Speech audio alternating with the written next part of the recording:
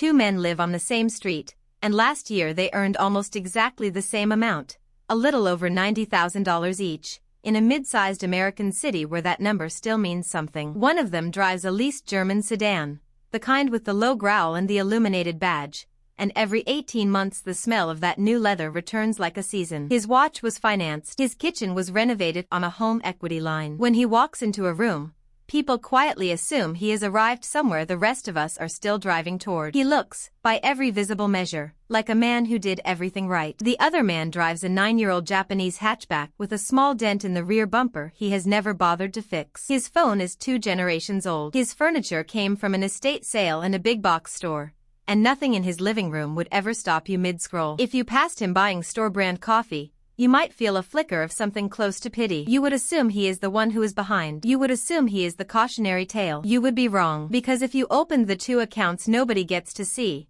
the brokerage statements, the retirement balances, the quiet ledger of what is actually owned versus merely possessed, you would find that the man in the dented hatchback is worth roughly $400,000.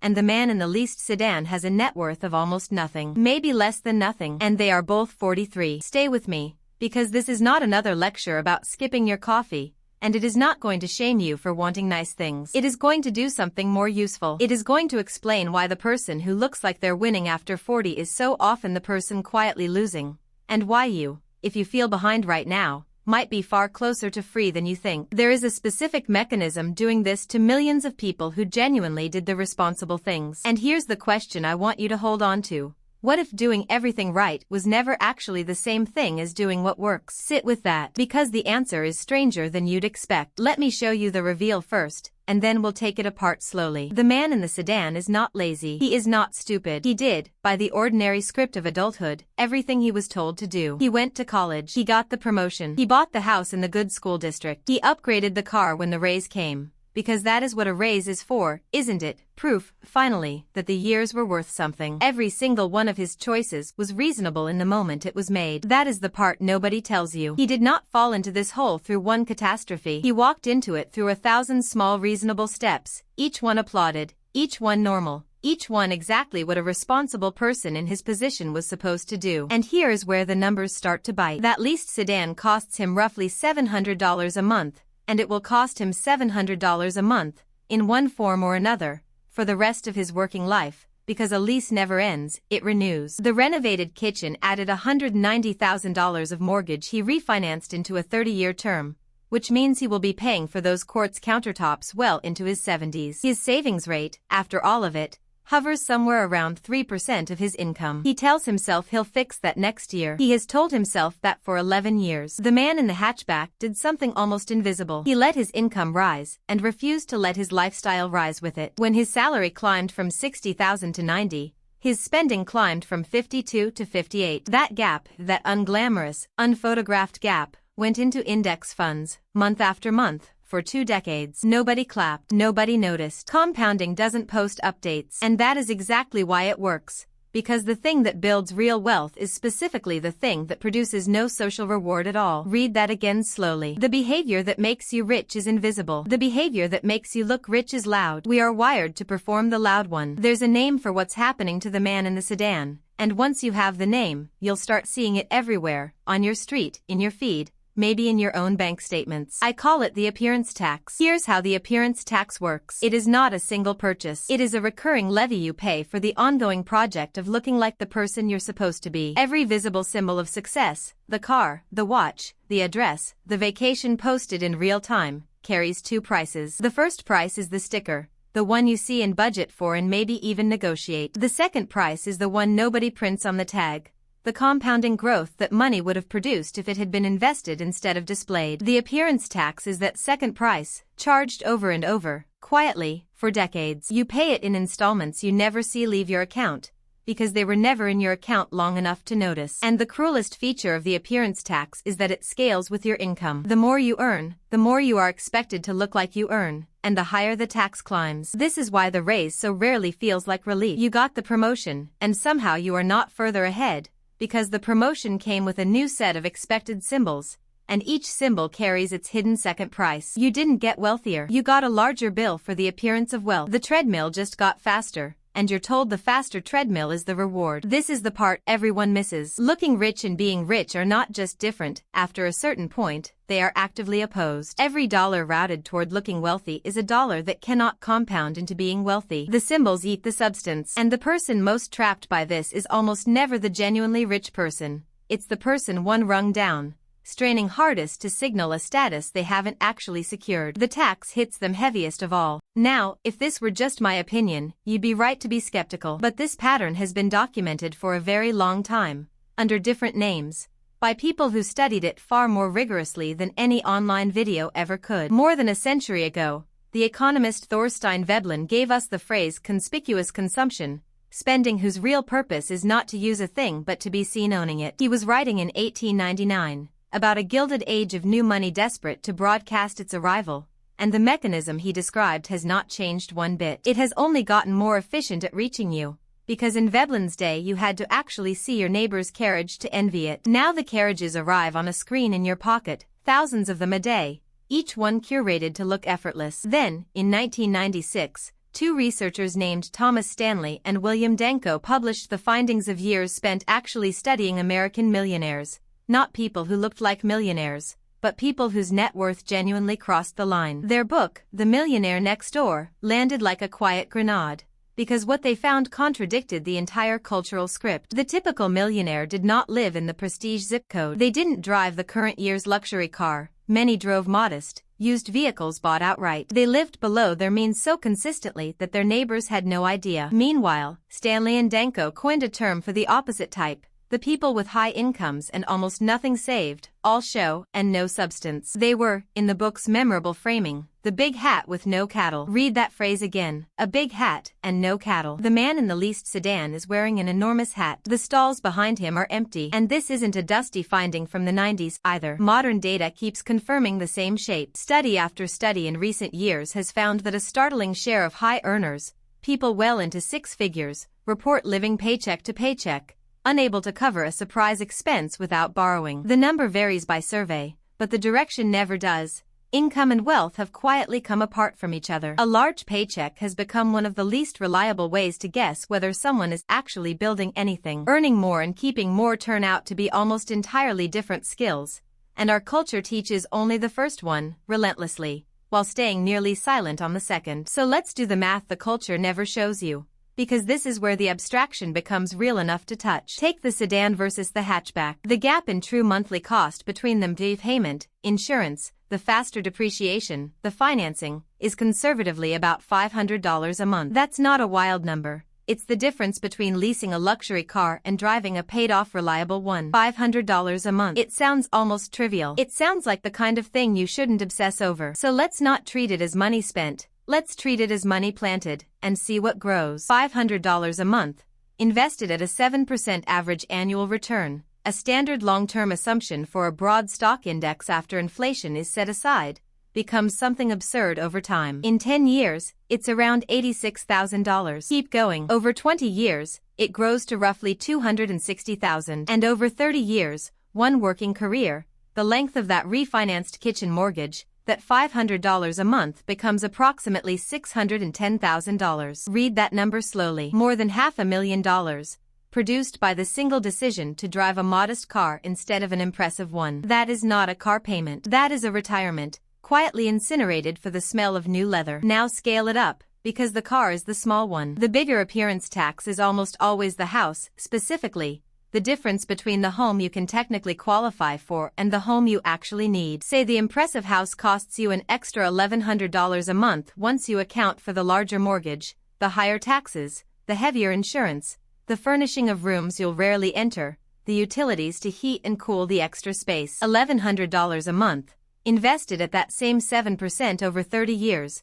comes to roughly $1.3 million. Sit with that for a second. Not the interest, the opportunity. Between the car and the house alone, the appearance tax on one ordinary successful life runs somewhere near $2 million of foregone freedom. The man in the sedan didn't lose that money at a casino. He handed it over in monthly installments, cheerfully, in exchange for looking like a man who had money, while it silently guaranteed he never would. He was competing, though he never framed it this way, not against the cheaper option but against his own retirement. And the retirement lost every single month, on schedule. This is the reframe I need you to internalize. A purchase is never competing with the cheaper version of itself. It's competing with your freedom. The sedan wasn't a nicer car than the hatchback. The sedan was $600,000 of not having to work someday, converted into a monthly smell. And here's the part that should make you feel less alone, not more ashamed. This is not a personal failing. It is an environment. You are living inside a machine engineered, with extraordinary precision, to keep you paying the appearance tax for life. Think about the sheer volume of persuasion aimed at you every single day. The average person now encounters somewhere in the range of thousands of advertising messages daily. The exact count is impossible to pin down, but every credible estimate lands somewhere staggering. Each one carries the same buried instruction: you are not enough yet, and the gap can be closed with a purchase. That's the whole message, repeated thousands of times a day, from the moment your eyes open to the moment you finally put the phone down. Then layer on the feed. Previous generations compared themselves to the few dozen families on their actual street. You compare yourself to a global, algorithmically sorted highlight reel of the most enviable moments of millions of strangers, plus a professional influencer class whose entire job is to make borrowed or gifted luxury look like the natural texture of a normal life. You are not comparing your reality to their reality. You're comparing your unedited behind the scenes to their edited finale. And the ache that comparison produces has a name in the culture now: that low, persistent fear of being left behind, the sense that everyone is pulling ahead while you stall. That ache is not a flaw in you. It is the product. It is manufactured, deliberately, because a person who feels behind is a person who spends. There's even a broader pattern researchers keep noticing. As a society, we've grown remarkably comfortable financing the appearance of prosperity with debt. Buy now, pay later has quietly attached itself to purchases as small as a pair of shoes or a single dinner. We have made it frictionless to look wealthy today and pay for it, with interest, out of a future that keeps arriving poorer than promised. The whole system runs smoothly precisely because the second price, the appearance tax, is invisible at the moment of purchase. You feel the pleasure now. You never feel the compounding you surrendered, because it never announces itself. It just quietly fails to exist. So no, you are not weak for feeling the pull. You are outgunned. There is a difference, and the difference matters, because you cannot fix a problem you're busy being ashamed of. Let me make this human, because numbers alone don't change behavior. Recognizing yourself in someone does. Consider a woman named Priya, 38. A senior marketing manager earning $130,000 a year. By every visible sign, she has made it: the downtown apartment with the skyline view, the wardrobe refreshed each season, the restaurants she's tagged in most weekends. Her friends assume she's the most financially secure person they know. Her actual liquid savings, when a medical bill arrived last spring, could not cover $4,000 without a credit card. She earns like a wealthy woman and saves like a broke one. And the gap between those two facts is upholstered entirely in things that looked, to everyone including her, like success. Priya isn't reckless. She's just never once been shown the second price on anything she bought. Now consider Marcus, 45, a high school teacher who never in his life cleared $70,000 a year. On paper he should be the struggling one. But Marcus started putting a modest, boring, automatic amount into a retirement account at 24, before he developed expensive tastes, and he simply never stopped. He never let a raise become a lifestyle. He let it become a larger contribution. He drives a sensible car. He owns a small house he'll pay off before 60. His retirement accounts recently crossed $700,000, and he'll likely retire a genuine millionaire on a teacher's salary. Marcus didn't earn his way there. He kept his way there. The distinction is the whole game. Then there's Dev and Anna, a married couple, mid-40s, who together bring in about $220,000. A genuinely high household income. They also have almost nothing,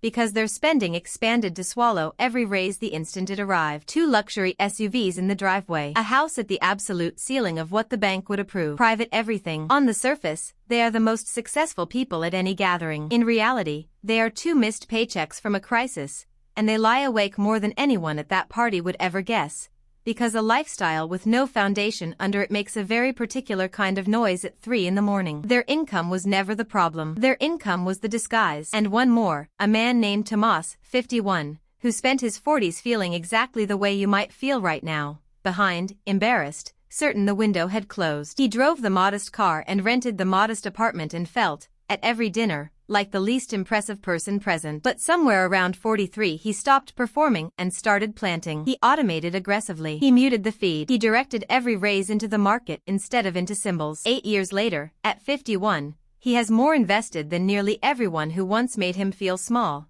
and he sleeps like a man who owns his own time. His 40s weren't too late. They were the turning point. They usually are. Before we go further, if any of this is landing, if you've recognized your street, your feed, or yourself in it, take 1 second and subscribe, because this channel breaks down the real numbers behind the life you're actually living every single week. And stay with me, because the biggest shift is the one right after this, the part that reorganizes how you see every successful person you know. Here it is. Once you truly see the appearance tax, your eyes invert. The whole visible hierarchy of success flips upside down, permanently, and you can't unflip it. The colleague with the newest car and the constant travel photos and the enviable address, you no longer read those as evidence of wealth. You read them, correctly, as evidence of spending, which is very often the exact opposite of wealth. That gleaming surface tells you where the money went, not how much remains. And the money went out, visibly, publicly, in a form that will never compound into anything but next year's slightly nicer version of the same display. Meanwhile, the plain ones, the paid-off sensible car,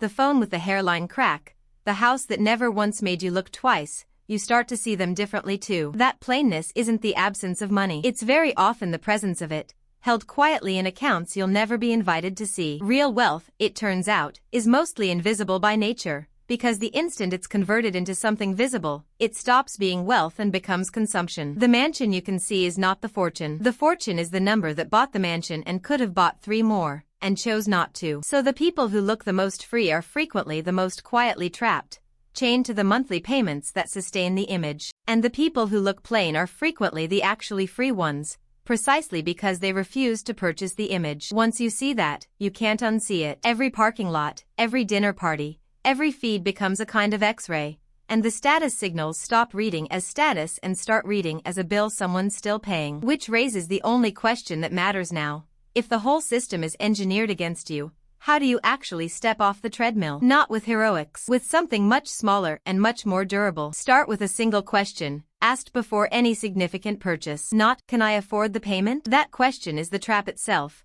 because almost anything is affordable as a monthly payment, and that's precisely how the appearance tax collects you. Ask instead, what is the second price? What is this actually costing me 30 years from now? Just naming the hidden price out loud strips most impulse purchases of their power, because the whole mechanism depended on you never doing that math. You don't have to become a monk. You just have to see the full bill before you agree to it. Most of the time, seeing it is enough. Then, make the invisible good behavior automatic, so it requires no willpower and offers no temptation to skip. Set an automatic transfer the day after payday, into investments, into a retirement account, into the boring engine of compounding, before the money is ever available to be spent on symbols. Wealth built on discipline eventually fails, because discipline is a finite resource that every single ad is engineered to deplete. Wealth built on automation succeeds precisely because it removes you, the tired and tempted human, from the decision entirely. Pay your future first, mechanically, and let the rest of your money be the part you're allowed to enjoy. And when the next raise comes, do the one thing almost nobody does.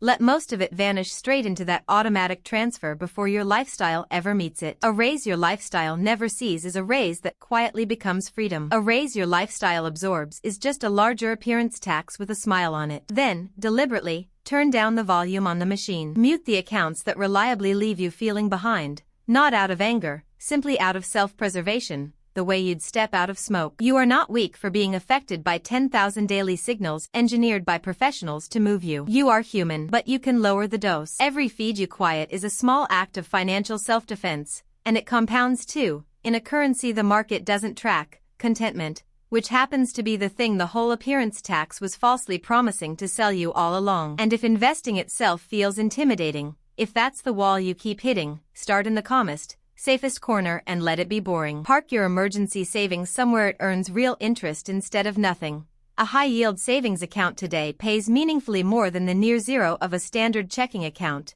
and it carries essentially no risk. From there, a simple, broad, low-cost index fund, the kind that quietly owns a slice of the whole market, is how an enormous number of ordinary people have built genuine wealth without ever picking a single stock or watching a single ticker. You do not need to be brilliant. You need to be consistent, and you need to begin. Boring, repeated, automated, and given time, beats brilliant and sporadic every time. Because here is what I most need you to hear. If you've felt behind through any of this, your position today matters far less than your direction. Where you are is a snapshot. Where you're heading is the whole story. And the heading is the part you can change this week. Two people with identical net worths of zero are not in the same situation at all if one is sliding backward and the other has just started, quietly, to climb. Velocity beats position. A person who feels hopelessly behind at 40 but turns and starts walking the right way can still arrive somewhere their successful peers never will, because those peers, for all their symbols, were walking the wrong way the entire time,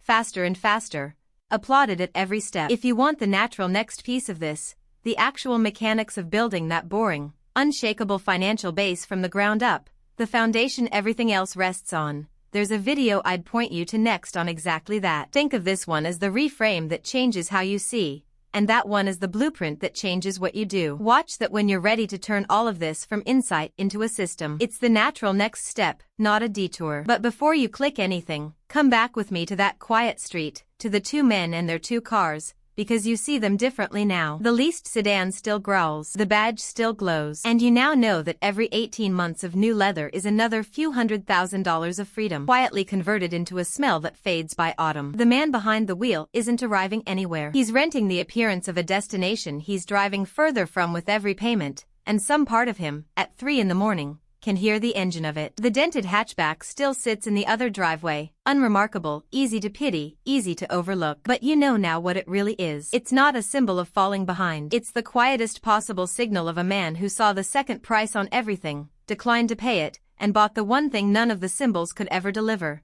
the freedom to stop, someday soon, and simply own his life. Same street, same income. Two completely different men. One spent 30 years looking rich. The other spent 30 years becoming free. And now that you can finally tell the difference, the only question left is which one you'll decide to be tomorrow morning. You were never behind. You were just early, and finally awake.